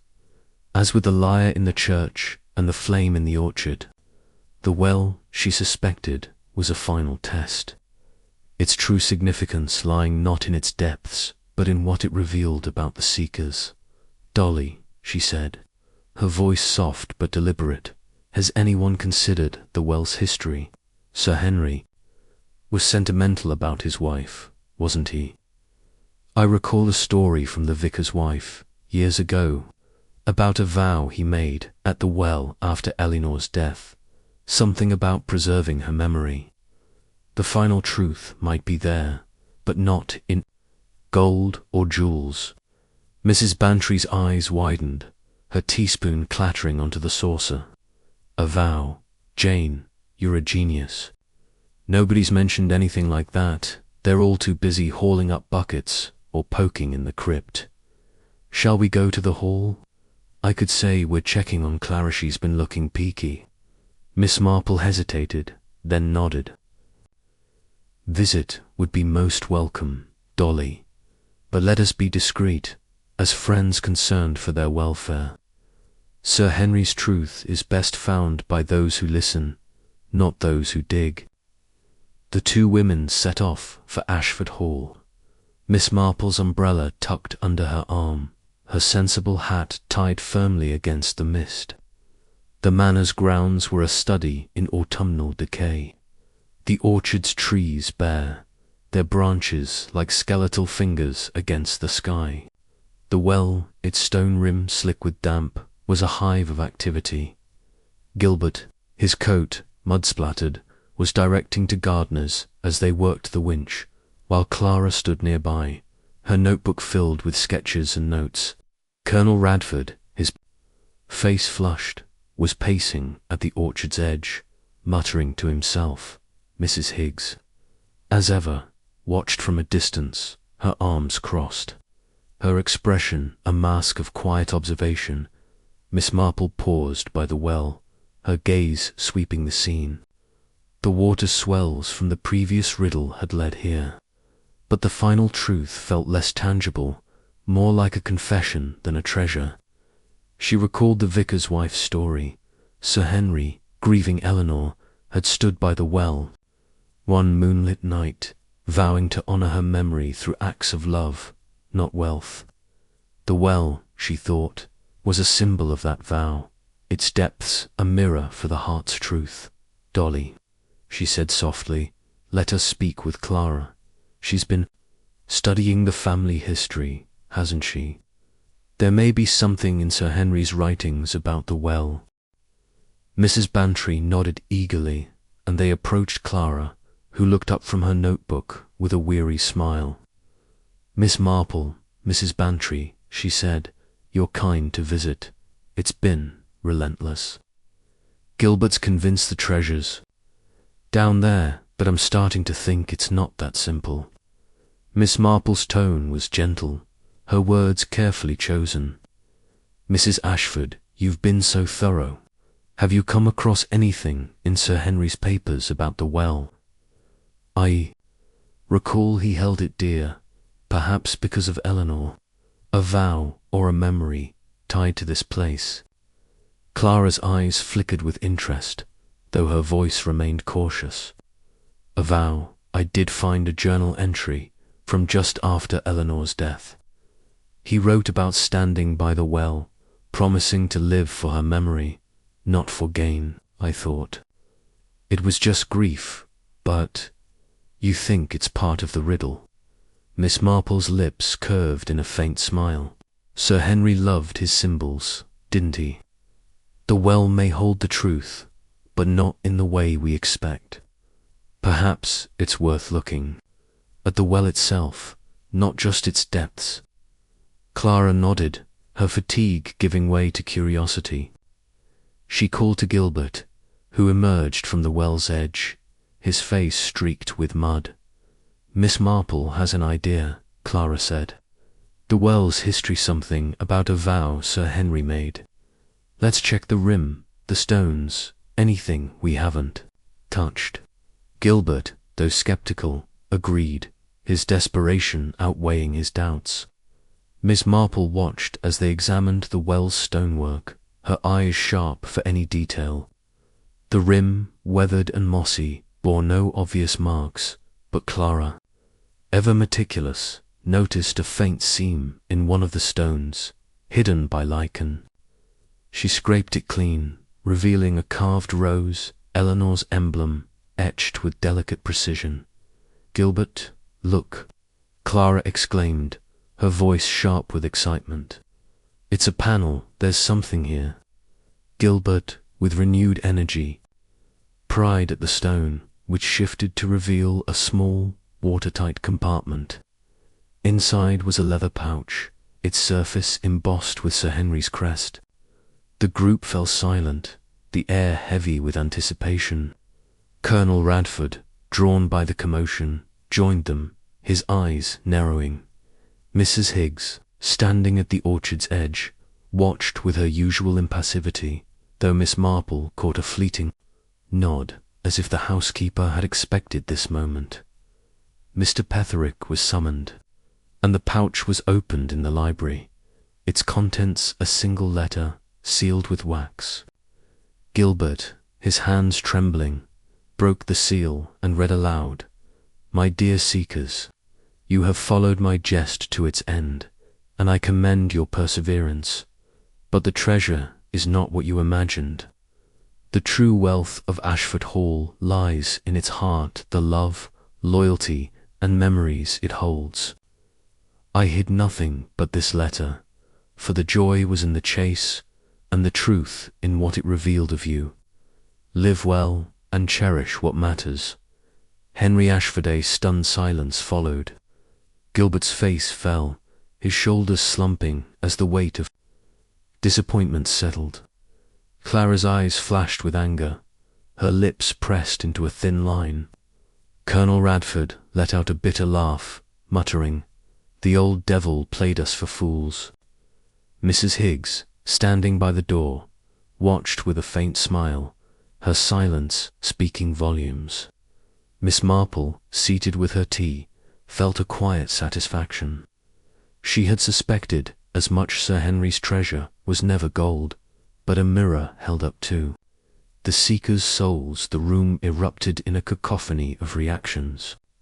Gilbert, his voice hoarse, accused Clara of leading him on a wild goose chase, while Clara retorted that his greed had blinded him to the riddle's meaning.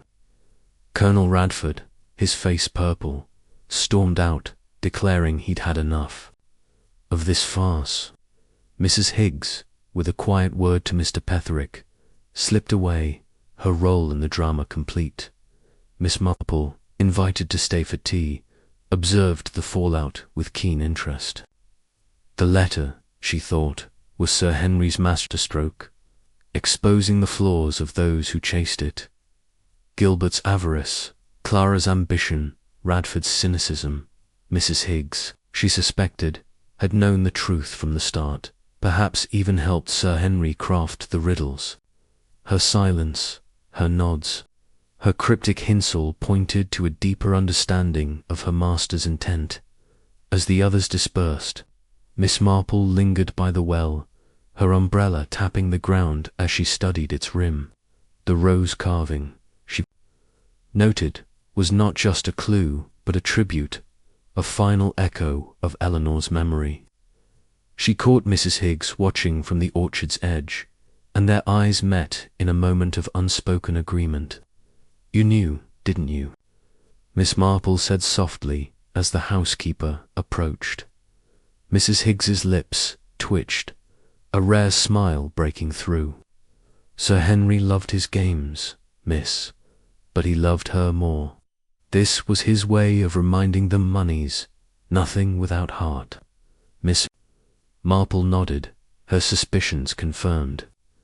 Back at Danemead Cottage, she resumed her knitting, the socks taking shape as her thoughts wove a final pattern from the hunt.